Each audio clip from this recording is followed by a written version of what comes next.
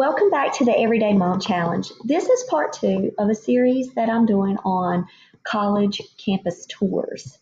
I guess I talk too much and I can't get it in. Sorry, guys. I just have so much that I want to share with you because this summer marked our second summer of doing tours, and we've hit our ninth college campus. So I just wish I would have had a video at the beginning of my process. So we could have actually talked about these things earlier on. We just kind of organically fell into some of these. So we're picking back up where we left off from our video from one. We're at number 4. Can you picture yourself in the wider community? And I was getting ready to tell you a story about a campus that will remain anonymous. It is anonymous. I'm not going to do that. But we went to a campus, and the campus was beautiful, and the food was amazing. Like, seriously, the best pizza I think that we've had in a wood fire pizza shop on campus with the card. But when we started to drive and take a tour, there was absolutely nothing at all there. Like, there were no shopping centers, there were no malls, and that's important to my kid about getting out in the community. It was just kind of like you go down a road and you turn and there's this campus, but there was really nothing else there. Now, I come from a small town, and my son, on his top 5, one of his number 1 is back in our community, and it is a smaller community, but they do have restaurants around. They have a Walmart. They have community service outreach programs with the Boys and Girls Club. And within the Native American community, there's so much that he could do as far as outreach.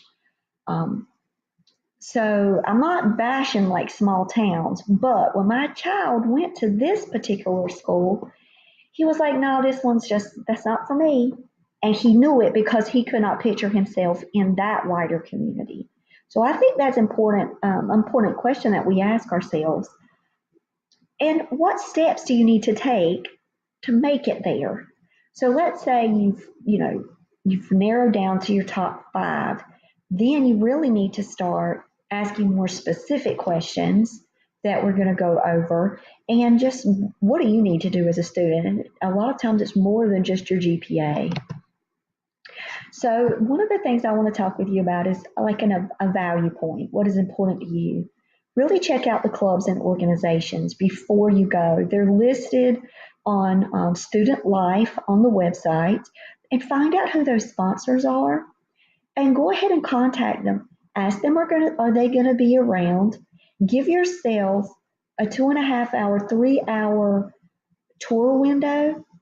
And if one of the college campus sponsors are not going to be on campus that day, because a lot of these tours are in the summer and not everybody takes summer classes, ask them, could you do a Google chat, a Google Hangout video with them?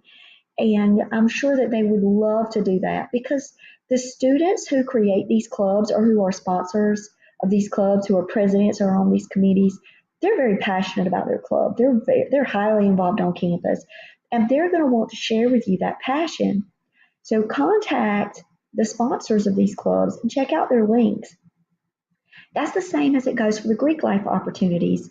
The leadership for Greek life is just astounding, and it's not just when you think of Greek life, it's not always portrayed like it is on the television. There's also honor societies and religious organizations that are a part of the Greek life. So please check those out, and do like what I said. Reach out to those sponsors.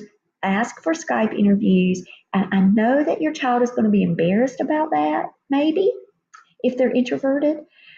But it's just great for them to do and go ahead and experience now, maybe in the comfort of their own home, and create your own pitch.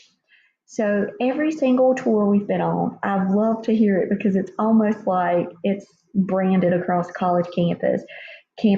For example, it's we have the Grilling Out Club, and we have the Young Republican Club, and we have this club and that club. However, if you don't find the club that interests you, then you can create your own. And here's how you do it. You find 5 like-minded individuals, and you contact an academic department, a professor, You get them to help sponsor. I mean, it's at every campus.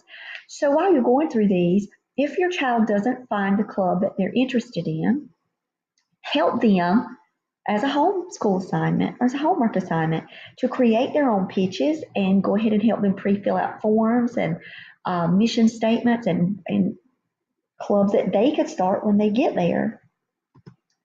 Questions for admissions. Now, here are some questions that the students aren't asking these questions, by the way, these parents, that you really need to keep in mind.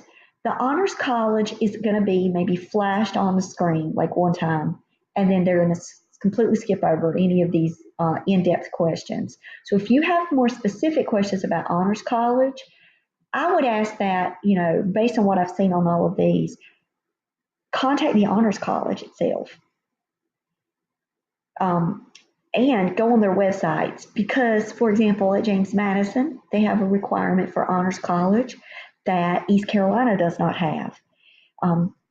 East Carolina has a set SAT score for Honors College, whereas James Madison has how many numbers of AP or dual enrollment courses that your child has to take. That is invaluable information that you need to know early so that way you can start setting goals, setting your transcripts in order, and setting up your class schedules so that way you can meet multiple Honors College requirements. So that way when you're not a senior, you're not scrambling around to try to figure out, well, what does this Honors College want? What does this Honors College look for on transcripts or applications? You also need to be aware what is early decision versus early action. So, for example, Duke is an early decision college. If you apply there and you want to go there, get your decision letter, that means you've locked yourself in. Some of them are early action, which means that it could be up to May 1st when you have to send them your spot.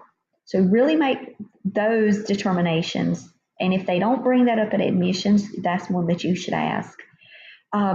One that you should talk to. So, for example, I called an admissions office of my top 5. My child has narrowed down his top 5, like I've said repeatedly, because that's so important. But I actually called an admissions office and I asked them about, well, really what sets your students apart here when you're going through these applications? What are you really looking for? And I was surprised when I don't know why. I guess it's because it's been so long for me. So everything's like a surprise for me. And I'm so caught up in learning as much as I can about how one college completely does not even look at SAT scores. They're optional. But what they do look at is community service involvement. And what are you doing to serve your greater community? So that then led to more discussions on what type of internships do we need to be looking at, what community organizations can I help tap you into? Because as a homeschool guidance mama, we have to do that too. The diversity rate, the acceptance rates, the percentages, all of that is online. Diversity is really important for my family. So that's something that we always look for. However, they don't often report Native American diversity rates. So there are centers on campus. Please contact your diversity centers on your international and diversity centers on campus if that's important to you. Set up a tour at those places because that's where your child can really hook up and have opportunities on campuses. Sometimes you also need to be aware of that AP, the CLEP requirements, and the dual enrollments. So because of my child having his top 5, we went through and made a spreadsheet.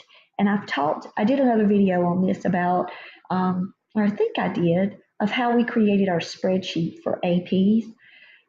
We went through and said, well, this college doesn't accept this AP, so he had to be aware of that because he was interested in taking a certain course, but it doesn't even accept the AP testing for it.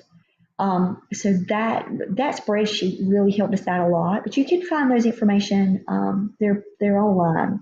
They're either in the student catalog or they're on the College Board website, which I would highly recommend again. So here are top questions that we heard on tours. And I'm going to say it again. Kids aren't asking these questions. Us parents, we're the brave ones.